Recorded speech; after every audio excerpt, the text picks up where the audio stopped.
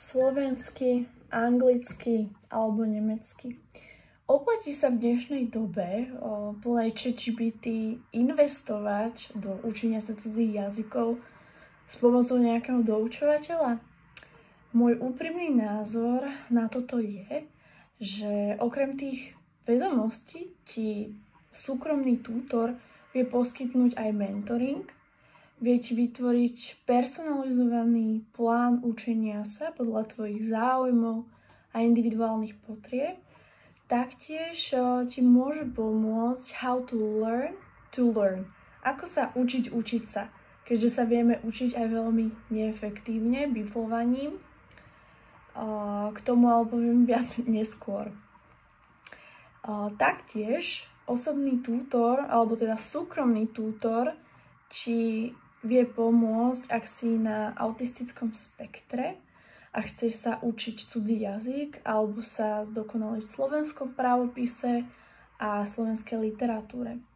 Na vysokej škole som písala diplomovku s názvom Teaching Foreign Languages to Pupils with Asperger's Syndrome, čo znamená učenie sa cudzích jazykov žiakov s Aspergerovým syndromom. Čiže aj v tejto problematike sa vyznám a ak sa aj ty nachádzaš na spektre, viem ti pomôcť zdokonaliť sa cudzích jazykov. Kto vlastne som a prečo ti to tu všetko hovorím? Moje meno je Christina Benešová, vyštudovala som magistra na Univerzite Komenského v Bratislave na pedagogickej fakulte a bolo to učiteľstvo angličtiny a nemčiny. Aj keď musím povedať, že moje začiatky neboli vždy ružové, nebola som vždycky doučovateľkou nemčiny, angličtiny od 17, ale nemčiny nie.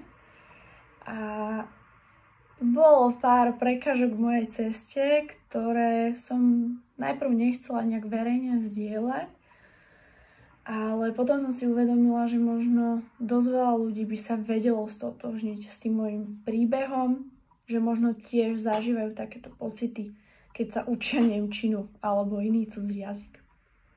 Takže keď som sa prihlásila na toto vysokoškolské štúdium, vedela som rozprávať po anglicky, ale po nemecky som vôbec nevedela. Iba také základné frázy, že ich heiße Kika a to bolo všetko. Samozrejme, že som sa potom v tej nemeckej triede cítila hlúpa, cítila som sa ako tá najsprostejšia, že tam neviem čo robiť, čo som si to zvolila, proste chcela som skončiť každý deň s tým mojim štúdium. Profesori vybafli na mňa C2 nemčinou a ja som vôbec nevedela reagovať. Čiže si potom mysleli, že som drzá, že proste sa nechcem s nimi rozprávať, no bolo to úplne strašné a psychicky náročné. Ale vytrvala som tých 5 rokov až do konca a podarilo sa mi dostať na veľmi vysokú úroveň z nemčiny.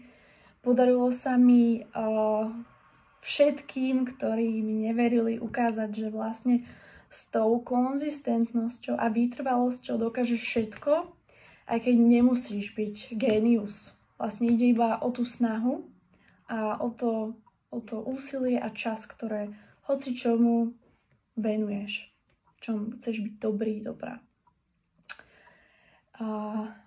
Čo sa týka tohto môjho zážitku, vzniklo z toho motto fake it till you make it. No a tu vidíme, že I faked it till I made it, čiže som to prestierala, že viem po nemecky kvázi, až dokým sa to nestalo skutočnosťou a naozaj som ten cieľ dosiahla. No a presne toto viem pomôcť dokázať aj tebe. Čo sa týka slovenčiny, doučujem aj slovenčinu a slovenskú literatúru s tým, že som na bilingválnom gymnáziu.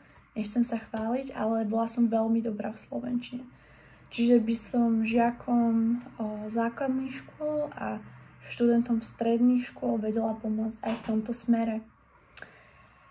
Čo sa týka ceny, uvedomujem si, že od 25 eur na hodinu, čo sa pohybuje takto cena mojich lekcií, nie je to najlacnejšie, ale myslím, že vlastne nie sú ani kvalitné topánky, bez ktorých ďaleko nezájdeš, a to isté si myslím, že sa stane, keď nebudeš v dnešnej dobe ovládať jeden zo svetových jazykov. Takže ak ťa to zaujalo, neváhaj a určite sa budem tešiť, keď sa mi ozveš. Čaute.